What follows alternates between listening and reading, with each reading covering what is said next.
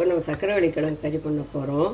இந்த கறிக்கு வேண்டியது இப்படி தோலை சீவிட்டு இப்படி துண்டு துண்டாக நறுக்கி வேக வச்சுக்கோங்க.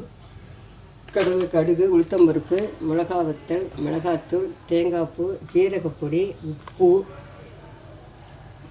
கடலை மாவு, மஞ்சப்பொடி, கருவேப்பிலை. முதல்ல அடுப்பை பற்ற வச்சு கடாயை வச்சுண்டு எண்ணெய் எடுத்து விட்டு எண்ணெய் காய்ந்ததும் கடுகு, உளுத்தம்பருப்பு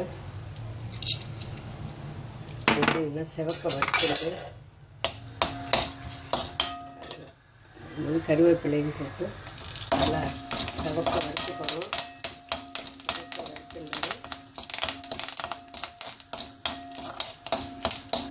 வேக வச்சு வச்சுருக்கிற இந்த சக்கரவள்ளி கிழங்கு போட்டு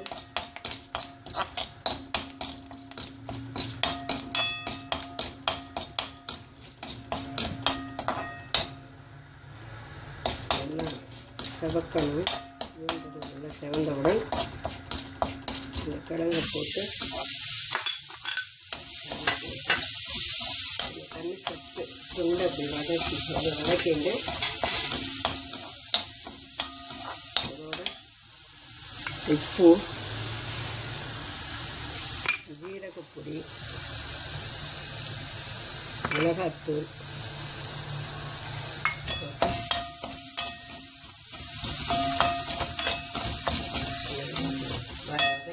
வதக்கிண்டு வதக்கும்போது தேங்காய் பூ, 1 ஸ்பூன் கடலை மாவு போட்டால் டேஸ்டியாக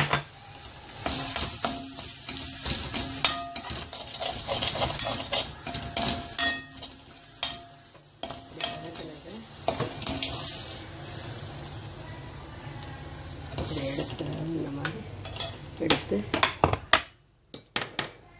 பொட்டேட்டோ சக்கரை ரெடி.